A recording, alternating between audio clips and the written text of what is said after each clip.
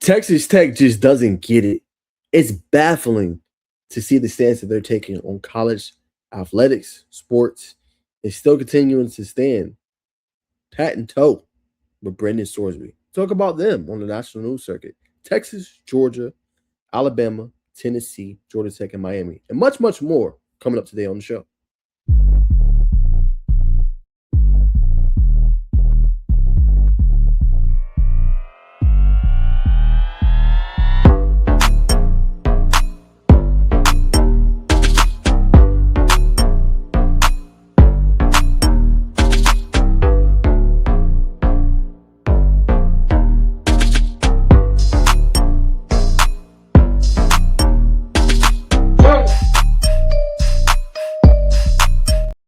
Yes, sir. Yes, sir. Y'all know what time it is. It's time for the Wednesday night special.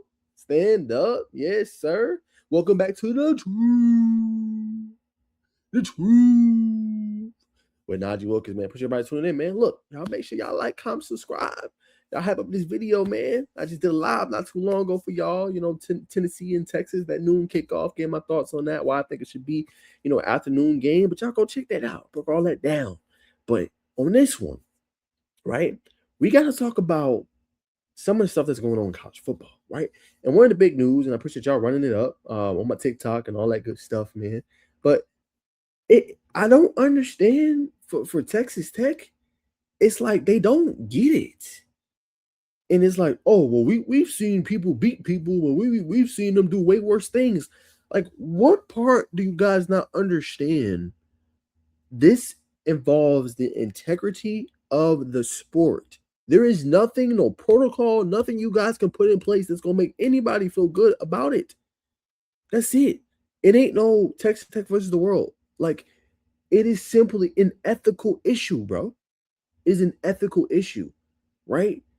It pertains to the parameters of the sport, and it blatantly disregards integrity, honesty of college football. Why is that so hard for you guys to wrap your brains around? I don't get it, right? This is what he had to say. He said teams have players with DUIs, woman abusers. I mean, nobody boycotted to play Penn State a few years ago when that horrible situation happened there, right? So that's what this is. Cody Campbell, he's the mega booster for them, right? Obviously, a lot of money invested, and I get it, as I've said before.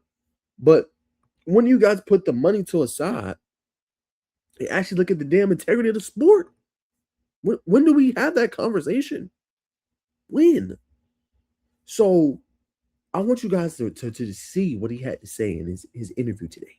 Okay, we're gonna talk about it. Okay, so he says when asked why he thinks schools are wanting to boycott games against Texas Tech in this particular situation based on the integrity of the game, Cody Campbell pointed towards the disdain, the hate for Red Raiders football program and their fight for relevance in the current era has nothing to do with that.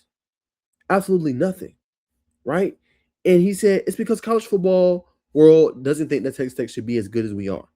We've been a disruptor, just like Indiana has, Cody Campbell said. Okay. And so we're a target. And we have been before any of this started. Now the volume has gone way up, and a lot of it's been directed at me and Coach Maguire and our university, but that's not fair. If this happened in LSU, people would say, it's LSU.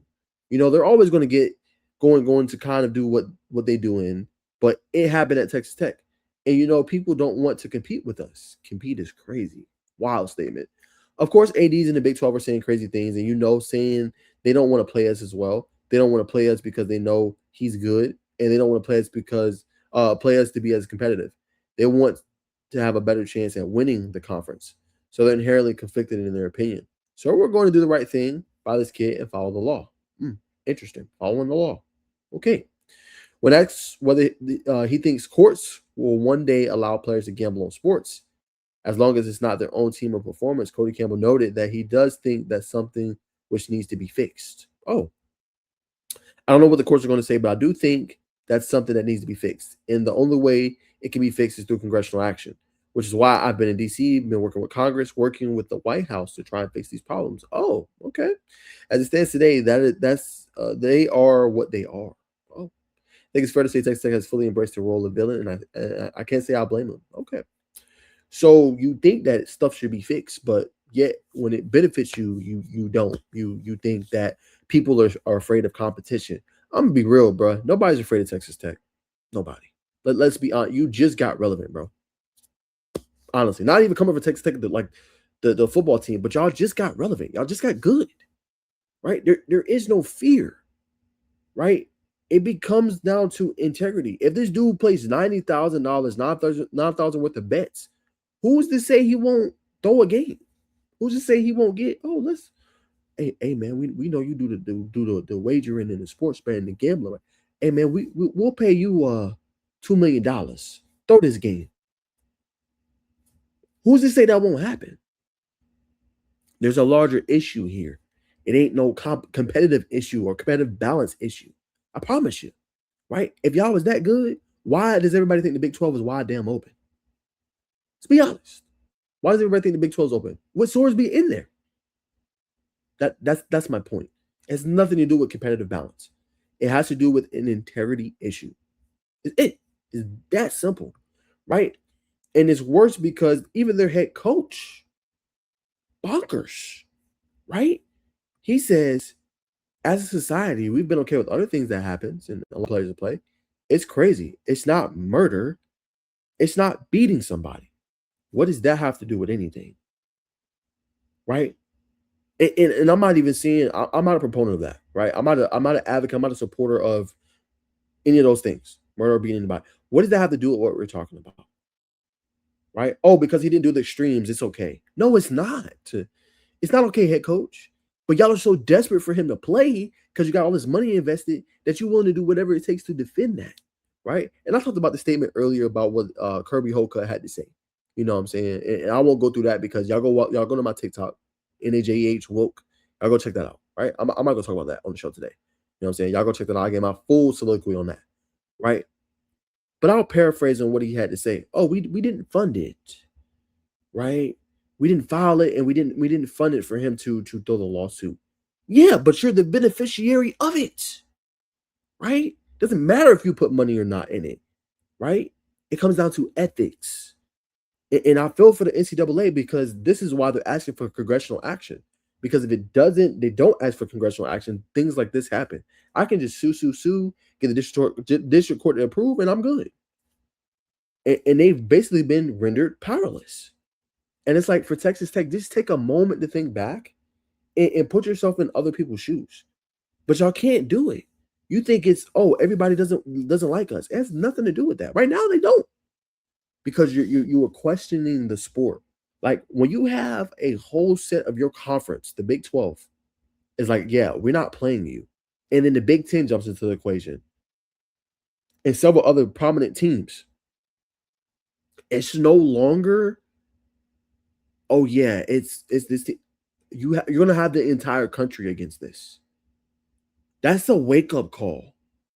Wake the hell up. It's not good for the damn sport. Period.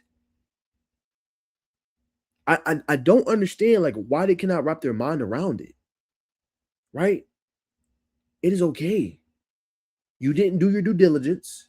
You didn't look at his history, and you had to pay him $5 million plus dollars. You're gonna have to sign something where he's gonna have to either get the money back, or you're gonna have to take your L. It's that simple. And then it was like, oh yeah, well we'll take it to court if they don't want to play us. We'll take it to court, and it's so sly because you guys literally have put this trial, or the Lubbock County judge has put this trial. Guess what he put it for, y'all? February 27th. The whole season will be over. The last game is January 25th. What are we doing? What are we doing? So I'll say this last thing on this last point before I move on to the teams. What if we was in the NFL and a player was caught and he gambled on his own team? Mind you, he didn't have a significant role now, right? I'm going to give you a football team. Let's say the Eagles. Let's say a player, a rookie, didn't really play, you know what I'm saying, that much like that. Was on the bench. You think he would ever be allowed to play in the NFL again? Hell no. Let's go to NBA real quick as we wrap up this point. Terry Rozier. Y'all know what happened to him? He sports gambling. He literally has a permanent ban on him. He literally has to forfeit his 2025-2026 salary. What are we talking about? Right? Chauncey Billups literally revoked. So do you see what I'm saying? Like for fixing the game and for you know what I'm saying? It falls in that same type of line. Okay? That's what I would literally say if I was an AD or a commissioner and I was talking. Look at these examples.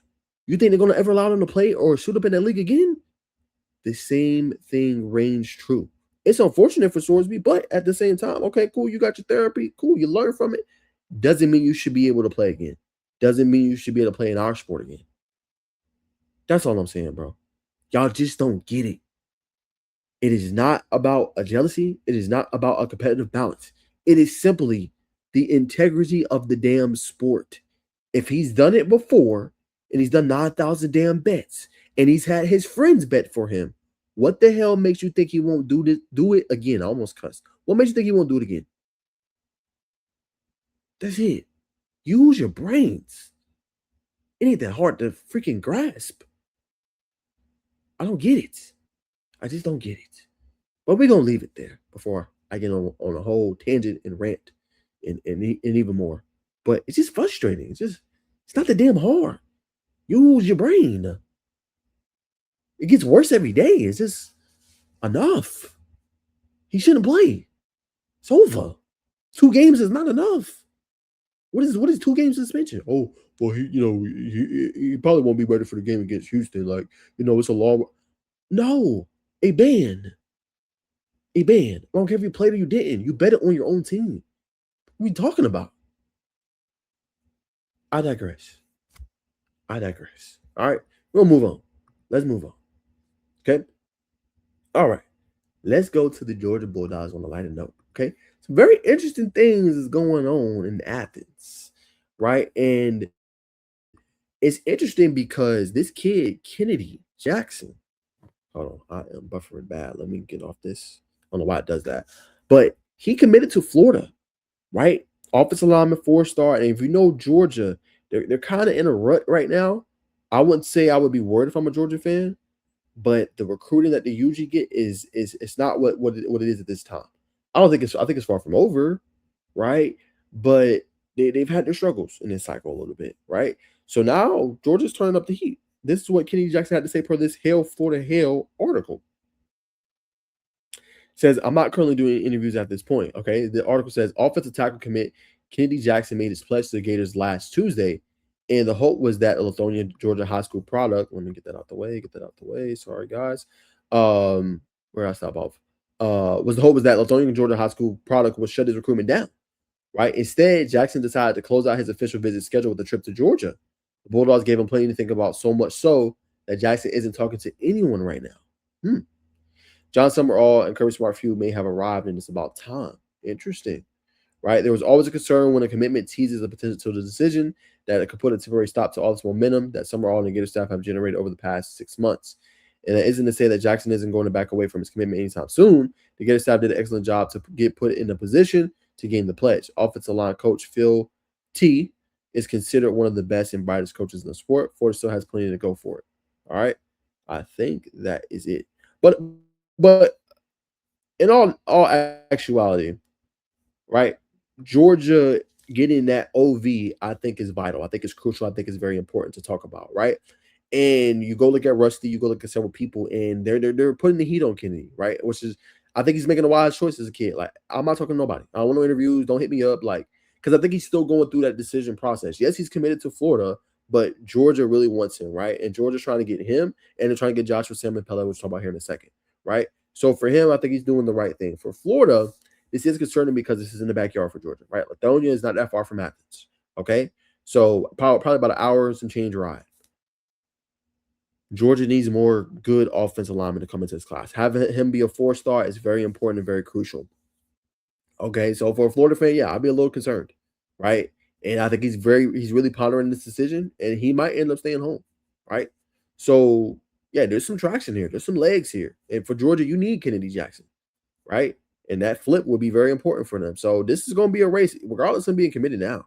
This one is going to go all the way down to December. I don't see Georgia backing down, and they know what they want, and they usually get it. So I think that is just getting started with Kennedy Jackson, number one. All right, so we will leave that there. Okay. Now, Georgia has some very important visitors on campus. You guys go check out Dawes HQ article. I would just say some of the names via Rusty Manziel. Okay. All right. So they got Colin Nussmeyer. Remember, I put in a breakdown video on that. He's going to be on campus this week. Okay, hold on. I'm buffering bad. Okay, better. Good. Okay. He's going to be on campus this week. Ty Johnson from Lucy Beckham in South Carolina will be on campus. Caden Fife, that's a Tennessee commit, defensive lineman. He's going to be on campus this week. Okay, so that's a name to watch.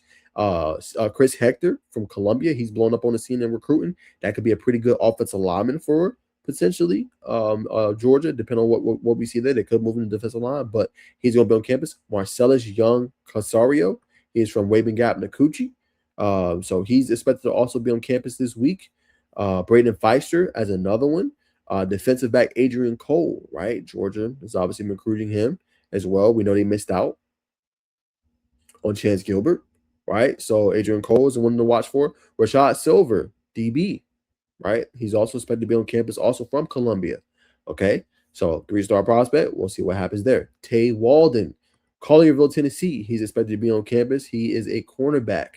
Right, that's probably what he's going to be for the Georgia Bulldogs, right? The name that I will watch if I'm a Georgia fan. Oh, I'm sorry, y'all. My things keep buffering. Okay. It's Sincere Gaylord. Now, he recently visited Georgia Tech, 4-star cornerback out of IMG, long, athletic, 6'2", good size, good feet, very good player. He is one I would watch out for if I'm a Georgia Bulldog fan. That is when you got to land. Like, this will be in a very important OV weekend, and Sincere Gaylord might be one that the Bulldogs can potentially land, right? I wouldn't let him leave Georgia or Athens without him committing. And I could see it. I really could see it. You know what I'm saying? I'm not saying I got intel, but I could see him going to Georgia, right? They're good at recruiting the state of Florida and bringing in guys like that. So that's some of the OV. Again, make sure you guys go subscribe. Y'all go check it out. You know what I'm saying? Rusty did a really good job of talking about some of the people that are going to be on campus, but that's just a small little look, obviously, at that. Okay. I hate that this thing is buffering like this. This is crazy. Okay. Now I want to talk about Joshua Sam Epelle. Okay. All right. This is by my guy, Jeremy Johnson, Dawes HQ. You guys definitely go check this out. All right, so he had another good look at the Georgia Bulldogs, right? He says, I was able to see a lot over the years, not like the official visit that you gave me more of a real-life experience, right? Says it felt unreal. That's something you don't only see on TV. When you're there actually watching them play, but actually being there, it feels but actually being there, putting it on feels different. I mean, they definitely made me a priority for sure and let me know that I was wanted there, Sam Epelle said. Being able to build around the 2027 class was definitely promising. Coach Smart harped on what I need to do going into my senior year, right? So Joshua Sam Epelle is when they offered as a true freshman, right? Big time offensive lineman, a lot of potential, you know what I'm saying, has continued to grow and continued to do great things with the Georgia Bulldogs, right? And very special talent, you know what I'm saying, very special talent, 6'8", almost 6'9", offensive lineman, bulldozer, anchor, and he perfectly fits what Georgia wants to do. They've been recruiting that, like Jazier Jackson, right? You look at Kelsey Adams, who they got as a commit right now. I know things are going. We'll see what happens with that. But, you look at Big, I'm trying to remember the Westlake, Juan Gaston, right? Another one. So they've always recruited big-time offensive linemen and guys, but it's going to be very important for them, I think, to land Sam Epelle, right? Now, the battle for them is probably going to be NIL. It's going to be going in between. You look at what Miami can offer and what Georgia can offer. Now, Georgia's gotten their guys to the league, but Miami now has got a little case too with Francis Maguire, Markel Bell. Like they got several guys that they can look to. So it's going to be interesting to see what happens here. But if you're Georgia, Kennedee Jackson and Sam Epelle is two guys you got to get, right? You got to bring them in. You got to land them. That's going to change some things for you, okay? So that's number one, all right? That's the Bulldogs. That's who they got to get if they're going to pretty much make a difference, okay? So there is that. I'm going to look real quick at Georgia football, though, and just see if they announce their schedule real quick as well. It's probably the only one I will do. All right, so just real quick, we're going to do a quick look at this. Okay.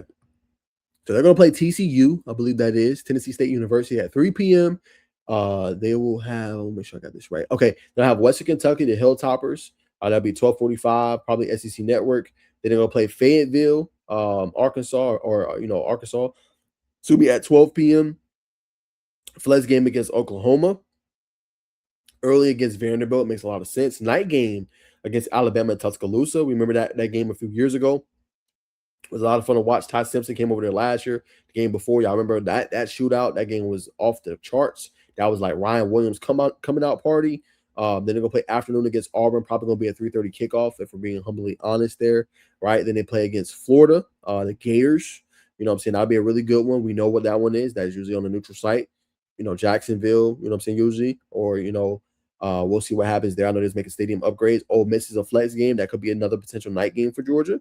We'll see what happens there, but that would be a must-see matchup. Flex game against Missouri. We'll see what happens there. That might be a noon early kickoff. Flex against South Carolina, and then Georgia Tech is also a flex, right? So that will be very interesting to watch. November 28th. Will that be a night game? Will that be an early game? All depends on how the season goes, I think, for both teams, okay? So that's real quick. I didn't want to spend too much time on that. That was Georgia. I think the other one we have to do is Bama when we talk about Alabama as well. All right. And we did the other two opponents earlier. Okay. So let's keep it rolling. And let's talk about the Texas Longhorns. Okay. So where does Texas commits rank in updated Rivals industry rankings? Okay. So here's the latest, right? Number one is going to be Eastern Royal. Eastern Royal is number 6, number 1 in his position, number 1 in his state, out center wide receiver from Louisiana. Pretty much a surefire lock. They'll be good there. Brock Williams from Libertyville, Illinois. Number 80 national prospect. Number 4 in his position. Number 5 in the state. Tight end, outstanding. Really good catch radius.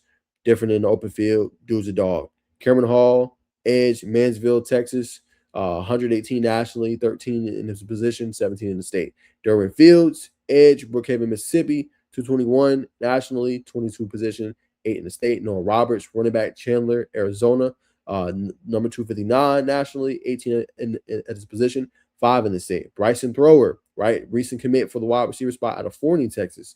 Number 45 in the state, 48 at his position, 309 nationally, right? Greedy James, cornerback, Manville, Texas, 46 in the state, 26 at his position as a safety, 315 nationally. Keon Hemphill Woods from Columbus, Texas, offensive lineman, number 60 in the state, 36 position, and number 459 nationally. Caden Hogg, as well, linebacker from Katy, Texas. Ty Knudsen from Spring Branch, Texas, Smithson Valley, number 73 nationally, number 34 is position, number 542 nationally. And then JT Garassi, tight end, Ramsey, New Jersey, I cannot talk right now. Don Bosco Prep. And then Jackson Cook, interior offensive lineman from Westlake, Texas, number 61 position, 97 state, 787 nationally, right? And they're still in contention for some of these players. They want Monsoon Sells. They want Jalen Brewster. They want John Meredith, right? So these are all players that Texas is gunning for, and they're obviously trying to land, okay? So that is where some of these guys rank with the latest, okay? I just want to talk about that just a little bit. All right, this one, must-see TV, man. Must-see TV, week 2, right? Texas, Ohio State. Doesn't get much bigger than that.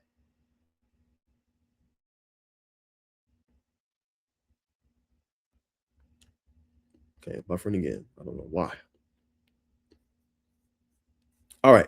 But again, doesn't get much bigger than that, as you guys can see, right? So must-see TV, but I want to pull up the quote of what he had to say. See, because obviously he wanted revenge. Let's get this ad off. Thank you, sir. Please. Thank you. Okay, let's see. What did he have to say? All right, so here's what he said. He says, we're coming. There's business to be taken care of, right? I know this to say earlier in the month, but I want to talk about that. It says national championship, dog. The national championship. Simmons told Pete Nakos, all the individual awards will come with it, but I just want to win. Win. So looking for revenge. And remember, this was a game, as we remember, that Texas went toe-to-toe with Ohio State, right? This was a defensive game, 14-7 victory for Ohio State. They just made more plays when it mattered most, right? And that's kind of essentially what happened for the Texas Longhorns. They was able to make more plays, and Arch couldn't quite get going in that one, right? But it was a historic defense. Sonny Styles, Caleb Downs, Arville Reese, like that team was loaded, so that was like really his first real start for real. And you starting the game with, or starting your career really with Ohio State. Now he played some other games, of course, but I'm talking about real true Power 4 start. That was the one for him, right? So I believe Texas in this one is interesting. Now they got Julian Sand coming back. We know about Bo Jackson. Legend Bay should have a role this year for them. Chris Henry, Jeremiah Smith, How will that defense look? Now, I'm going to have to get in tune and see what Ohio State's going to have this year. But how will that defense look this upcoming year? That'll tell us a lot. But Texas is having this one at home. So, they want that smoke. They want that blood. And it's going to be a big-time game because it's going to give us an early look to see, like, what does Texas look like? Made all these moves. You got Hollywood Smothers, right? You got, Cam Coleman, right? The pair of Ryan Wingo. You got Malik Brown. You went and got Rasheem Bowles. Like, Grayson Littleton's an outstanding star position player for you, right? How will this team look? It's going to be very interesting to see what the Longhorns are going to be able to do. And I like the mentality. He didn't disrespect Ohio State. He just says we want that revenge. We want that smoke. We want our get back. And that's kind of what you want from your star defensive lineman to say, especially probably in his final year with the program. You want him to be in the lead mentality-wise for 100% for sure. All right, so that is the latest there, okay? All right, so now we got to talk about this big one. We're going to go back to the Tennessee Vols here real quick, all right? And I want to talk about David Gabriel Georges. Okay, so the Tennessee, like we said before, they laid out that red carpet. You know what I'm saying? They didn't mess around. They brought in Alvin Kamara. They drew the rock. They made him feel special. You know what I'm saying? They made him feel like, hey, you one of the ones. And they even talked about giving him a position, or giving him the number, right, which is number 0, right? Getting rid of it for the tight end right now. So Tennessee not playing around. You know that they're serious, and you know that they want to land this guy, right? He means a lot to them, and obviously he's a guy they really want in their program, okay? So basically, let's start it here, okay? So what was said says David's mom and wife are sisters. Agonor begin. I'm the only one in the family that played football. Every single kid, they've all played ball since I trained him. Whether he goes to Ohio State, Tennessee, or anywhere else, I believe he's the talent to be a top 10 pick. This kid has been dominant since he was 5 years old. I have confidence he's going to continue doing what he's always done. That's what we sent him to Baylor. He was dominating in Canada, and contrary to what people believe, there's plenty of talent in Canada, right? Gabriel Georges, he obviously had 756 rushing yards and 27 touchdowns en route to a state championship. Also a 431-yard performance and 7 touchdowns against McAllen, Tennessee. All right, so that's something to also think about as well. Okay, so obviously that is one there. Okay, so this is also what was said. He says, we're going to complete the process, give every school the opportunity to make its case. Agonor said, right now, Tennessee and Ohio State have the lead. Everyone hears about NIL stuff, but as a family and for David, it's not that we don't care about that stuff. We do, and it's part of the process. But the main thing for us is for him to go to school where he can showcase his talent. We know what he's capable of doing. We've got him through the process, and he feels comfortable around the staff at Tennessee and Ohio State. Tennessee's in a good position right now. He said a lot of that comes from how comfortable David feels there. His teammates from Baylor on the roster, as well as fellow Canadians from Quebec, right? Gabriel Georges' official visit to Ohio State was his 4th time visiting the Buckeyes. At Ohio State, it was an emotional one. He's been talking with Coach Locke for a very long time. He was the first to offer him while he was still in Canada. We have nothing but respect for him. Great man. He's a family friend right now. Ohio State is my favorite team, but I told David it's not about who I grew up rooting for. Coach Ryan Day opened up more than before, and we've had that consistent conversation with Coach Josh Heupel from the beginning. All right? We didn't have that with Coach Day. I didn't feel personally connected. He opened up when we left Ohio State. We were like, Ohio State official visit is going to be hard to beat. Right? Then the Tennessee trip happened. Tennessee knocked the ball out of the park. All right, it was amazing. They showed us David is a need instead of a want. They understand David is the type of player who can take it all the way. They showed us the plan. We had great meetings with Coach Darrell Sims, the running backs coach. Went through that type of drills he does during individual periods and installs, and it all went super well. David was having fun. It was a business trip, but he was having fun. He spent time with his friends, had a smile on his face that weekend. Right? The Alvin Kamara stuff, it matters, Agonor said. Been watching David consume a lot of Alvin Kamara highlights. It's kind of surreal them having a relationship. That's not the thing that makes me believe where he's going to go. The way I see him being comfortable inside that building. Coach Hype, I believe, or I feel he's a very genuine person. All right. So that was some of the stuff that was said in the article, right? But we know this is a race, as it continued to say in that article, between Tennessee and obviously Ohio State. Now, if you're Tennessee, you definitely want to get your get back because they got Legend Bay from you. Legend Bay was supposed to go to Tennessee, right? But we see as before, like this ain't the first time, this has happened. This ain't the first time that they've been able to do this, right? And be able to bring in the guy, right? So I think for Tennessee, you did everything you're supposed to do, right? You were able to flip this. You was able to, kind of flip it on his head. I hate this connection right now. I'm sorry, y'all.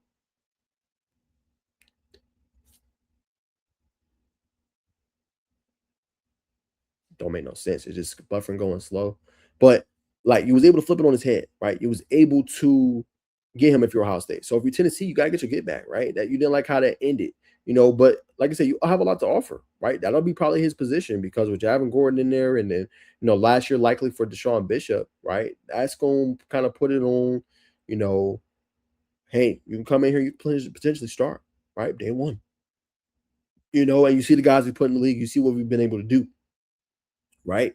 So I honestly believe like this is a big year coming up, and I believe that Georges is a must have for Tennessee, right? You want to be able to run the football, you want to be able to play at a high level. Like he's the guy you gotta get, you gotta have him, right?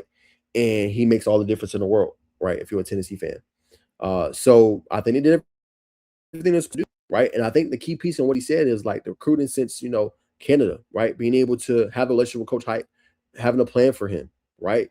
And having a relationship with Kamara. All that stuff matters, right? So we'll see. Obviously, the end of June, I believe, he's supposed to make a decision. So we'll see what happens with that. But I think they did everything they were supposed to do in order to land and bring him in. Now we just see if they capitalize on it, if they can continue to fend them off, they can shut down this recruitment. We will see. But it's going to be very interesting to say the least for Georgia. And I feel like Tennessee's in a very good spot. All right. So we'll leave that there. Now we're going to talk about a player that I believe is going to have a big time season, right? And a player that Tennessee is going to need to step up this year, right? And I think that's Travis Smith Jr. Gosh, this stuff. And the reason I believe it's Travis Smith Jr. is because of the person he is, the player he is, and this is his time, right? We talk about Mike Matthews and Breland Staley. They're going to need a third, right? Darius Jackson is really good, right? But if Travis Smith Jr. can become that guy for you, you feel really good about your chances this year if you're Tennessee. You know probably who's going to be the quarterback, but you're going to need your receivers to make spectacular plays. You're going to need them to help them out going forward for probably your 5-star quarterback who's going to start, right? And I believe Travis Smith Jr. is that missing piece. I think Breland Staley and I believe Mike Matthews going to get a lot of attention. They're going to need somebody else, 1, take the top off the defense, 2, to be a red zone threat, and 3, to make plays. I think that's Travis Smith Jr. written all over. Now, I know they got 5-star Tristan Keys, but I think Travis is one of those ones that people aren't talking about enough that is going to be primed for a big-time year.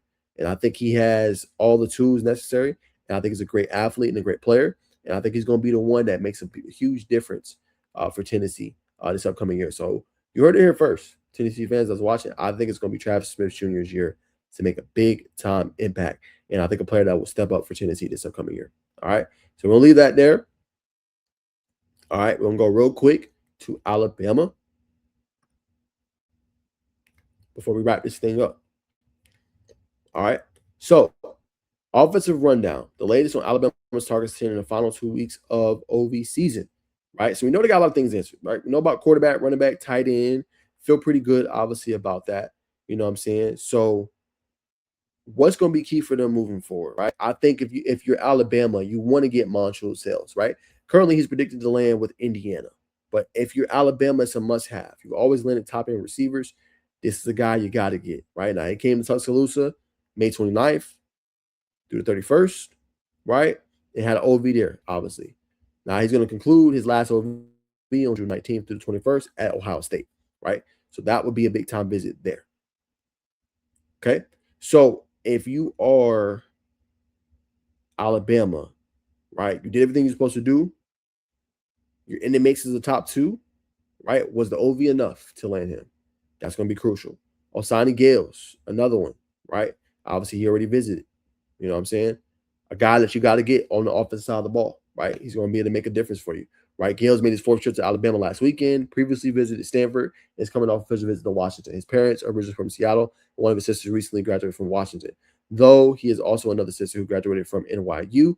Location may not factor into this decision, right? So Osani Gales is going to be another one to watch for Alabama. Could be a major player. Khalil Taylor, another one outside of the Pittsburgh area. will be one to watch out for Alabama, right? Taylor remains one of the more intriguing situations on Alabama's board. He was originally committed to Penn State before reopening his recruitment following James Franklin's departure, right? And he has a scheduled visit with Alabama on June 19th through the 21st. Okay, so that's a couple guys they got. Kyron Caldwell's another one from Columbus High School in obviously Lake City, Florida. He'll be another one to watch for as well, right? Offensive line wise, Ismail Kamara. Remember, I just talked about Texas. He's another guy that Texas also wants to land and also wants to bring in. Okay, so he will be one to watch as well. Asmaya CL, he'll be another one to watch on the offensive line for obviously the Alabama Crimson Tide. But they're very specific about what they want to land and what they want to bring in, right? They're not doing a whole bunch of recruits in this cycle, right? They're only doing a couple. So you might see Bama get maybe less than 15 recruits for this cycle. You know what I'm saying? In my humble opinion. Okay, I've had enough. Hold on, y'all. This is ridiculous. Like, I keep going in and out. Like, I've had enough. Hold on, y'all. Wi-Fi shouldn't be like that bad where I'm buffering like that. I should be able to talk coherently. Hold on one sec. Connect to something else. This is ridiculous.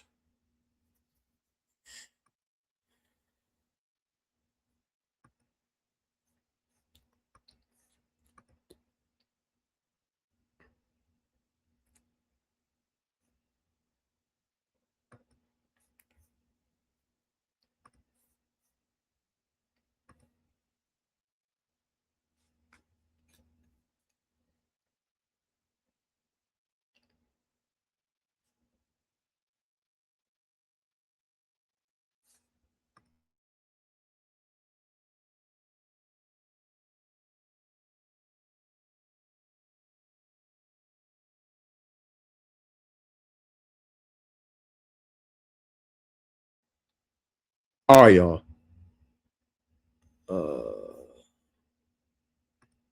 Okay.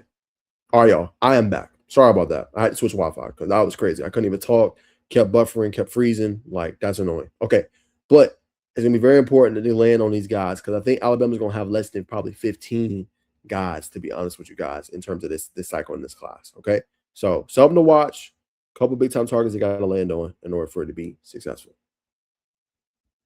All right. So that's number one. Next, we got to talk about the running game with Alabama, right? Why the running game is important for Alabama is they got to be able to hit on this, right? They got to be able to bring in the right guys.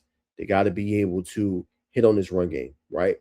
And last year they struggled. Last year they couldn't get an effective running game, which affected them. They still were able to make the college football playoff, win a game, obviously not to Alabama standard, but they're going to have to be able to run the ball better. They got to be a more balanced attack. They got to be able to use Xavier Crowell, right? Obviously, you know what I'm saying? They got to use Daniel, you know what I'm saying? They got to use all these guys in order to get it going, right? But if the run game can at least be effective, I think Alabama should have a better season, right? Takes the pressure off. We'll see if it's Austin Mack, Keelan Russell. It should be Keelan Russell, as I've said and lamented. But the running game has to be much better for Alabama to have a chance, in my humble opinion. So that's something I'm definitely watching out for moving forward, okay? Running game must be better, okay? And the offensive line, hopefully get better push, hopefully get better play from the offensive line. They can create gaping holes, but you're going to have the explosiveness with Crowell, right? You're going to have some of these guys that can break these tackles, right? Now it's just being able to get that consistently if you are Alabama, all right? So that's my thoughts there. We're going to leave that there. Now let's go now to Georgia Tech, okay? So I want to talk about Georgia Tech a little bit, and I want to talk about how they can land a top 25 recruiting class, right? Now, I have said and lamented, I think they've done a really good job, right? And I think for Georgia Tech to land it, they got to get more blue chip recruits, right? That's first and foremost. Okay? Got to get more blue chip recruits, period. You know, so right now they sit at number 27 according to Rivals, right? Top 6 class in the ACC. And, you know, they're obviously trending for some other guys as well, right? But 16 recruits right now. Got to get a couple more in there, obviously, of course. But I think they're going to probably land, have around 20. But like I said, I definitely said blue chip recruits is going to be something they have to get because, you know, they got 5 right now, which is good. Most of them are on the defensive line. 4 of the 5 are on the defensive line for Georgia Tech. right? So you're gonna have to get that number up a little bit more in some other spots. Linebacker, right? Gregory Batson just decommitted from Florida State. Said in my TikTok video, I think Georgia Tech should go after him, right? He should be a priority for Georgia Tech, right? Wide receiver, you got to get like one guy that's a 4-star, blue chip prospect. You know, Jabari Watkins committed to Arkansas. You know what I'm saying? So, you know, were you still trying to be on him and try to land him and try to flip him? I don't know. We'll see what happens there.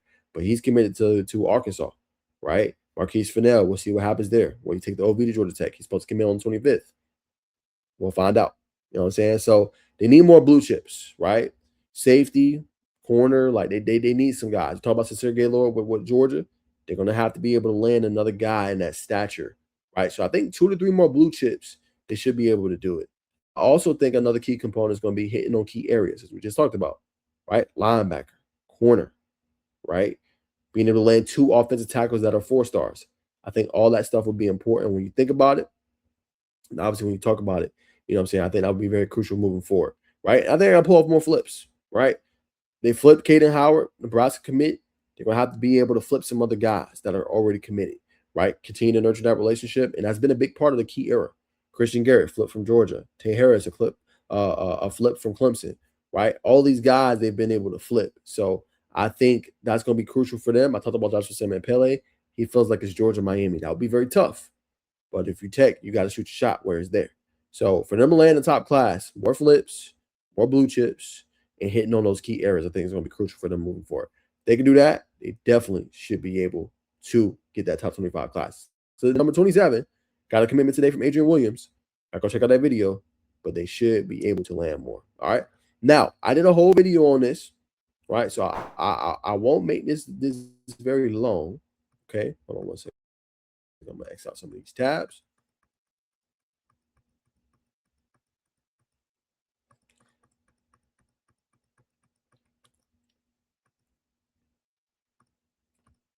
Y'all bear with me.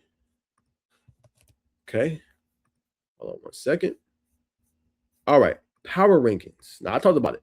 All right. Now, I'm not going to be on this long. Y'all go check out the video. I did a live reaction to this. This is Andy Stables. This is his top 17, top 17, excuse me, in the ACC. And I feel like Georgia Tech being disrespected. Number 12 is crazy, right? Well, all these teams, 4 of those teams that are above them, they beat Clemson, they beat Duke, they beat Virginia Tech last year. You know what I'm saying? And they beat Wake Forest. Wake Forest is not going to be the same team. Gio Lopez, he didn't look very good for North Carolina last year. Struggled, right? I don't think they're going to be as good of a team. Duke has Walker Eggett as their quarterback. They lost Darian Mensah and Cooper Marquette to Miami. Duke is not going to be as good next year. Let's just be honest. Now, two teams I like that I would move. I like Virginia Tech, California. Those are my 2 sleepers in the ACC this year. I think it'll shock a lot of people. I got them, you know what I'm saying, right there. I will put Virginia Tech a little bit above Virginia and California in that conversation too. I'll put Georgia Tech at number 6 for me. I like Georgia Tech a lot, right? I think they're going to be very good this year. So they get disrespected. Like, you know, you got them above NC State. We don't know. We know how good City Billy is. Does he have the weapons to be able to be relevant this year? I don't know. Right? Pittsburgh, they lose a lot. No Rasheem Biles, no Kyle Lewis, no Desmond Reed. I don't know how good they were going to be. I don't think they're going to be the same team, right? So I feel like Georgia Tech throughout has gotten disrespected. CBS Sports, you look at their rankings, they're kind of low. You go look at, obviously, the other rankings for ESPN, they're low. Like, they're low across the board. I just feel like Georgia Tech's been disrespected a little bit this offseason. I know they got a new offensive coordinator, George Godsey. I know they got a new defensive coordinator, Jay Seymour, but they got a lot of good talent. Jalen Mbakwe, Justice Haynes, Alberto Mendoza, Noah Carter. Like, they got guys. I put some respect on their name a little bit. That's all I'm saying, you know? But all right, that's it for Georgia Tech. We're going to keep it pushing, right? Darian Mensah, Hurricanes gained strong Heisman CFP odds, right? This is to no surprise. It's one of the better rosters in the conference, right? Miami, we'll see how they can handle preseason expectations, but they should be obviously a team that plays at a high level this year. Everything they need, quarterback, running back, offensive line will look a little bit different, you know what I'm saying, in my humble opinion, because they lose 4 of the 5 guys that started from them last year. But they have everything they need to be successful this year. They have all the weapons, right? The key will be who will be wide receiver 2. Probably going to be Cooper Marquette, right? Vendry's Jacob, like, will he be good, right? Will we see Dylan Upshaw this year, right? How will this team look outside of Malachi Tony, who's going to probably face a lot of doubles this year? Do they have the weapons on the outside that can win and win at a very high level? That's going to be one of the biggest questions in my humble opinion. right? So I think moving forward, that'll be something to continue to watch. But no surprise to see them with that and be able to do that. You know what I'm saying? So I just think that's something to watch going forward. I believe they'll be in that conversation. Now it's just handling your business. And it's a pretty favorable schedule for my Hurricanes. Pretty favorable. I think they will do just fine. They will do work. And I believe in my Hurricanes. So I think it's a team trending the right way and be able to do some major things. So I'm not too worried about some of the Heisman odds, right? And let's start with national championship winner odds. Miami's number 7 on BetMGM list at the plus 1,300, trailing Ohio State at plus 600, Notre Dame plus 700, Indiana, Texas plus 750, Oregon plus 800, and Georgia plus 900, right? And in terms of obviously the Heisman, let me see. Obviously, that was Michigan. Let me see if they got the Heisman odds. All right, Heisman Trophy odds. Darian Minshew is number 8 on the list at plus 1,300. CJ Carr and Arch Manning atop the list with plus 750, as you guys can see, man. So no surprise there, bro. No surprise. All right, last Miami topic. Number 1 edge, Jelani George raves about Miami's brotherhood after Legends camp. Okay, said George praised the strong bond between current and former Miami players, describing it as brotherhood. I like Miami. I can't lie. The brotherhood is something different for sure, George said. They were telling me about it, but seeing it in person and getting a feel for it, it really feels different because some places say stuff and then you say that is completely different, right? I love to come out and learn new things and getting coached by Coach JT. First session, he could easily point out some things that I need to fix. And I already seen I needed to fix that. So also sparked me and enlightened me, said George, who's ranked by rivals the top edge and number 5 player in the 2028 cycle. During drills, when I watched people do the drills, when I was watching the drills, they were really precise. George continued about coaching at the Legends camp. If you messed up, they really get your technique and everything sharp for what you need to become or what you need to do. There it is. Top 2028 edge. Already liking the Hurricanes. They're already standing out and obviously doing major things there, man. So hope you guys enjoyed this show. Apologize for some of the Wi-Fi things like that and me buffering so bad. I don't know what that was. But I switched over to my hotspot, so hopefully that helped it out a little bit more, man. But appreciate you guys tuning in. We did a full show today. Talking about those 6 teams I always talk about. The national news. I don't know what the hell wrong with Texas Tech, but that's what they got going on. But as always, man, make sure you guys like, comment, subscribe. You guys hype up this video, man. And I'll see you guys in the next one. And remember, as always, peace and love.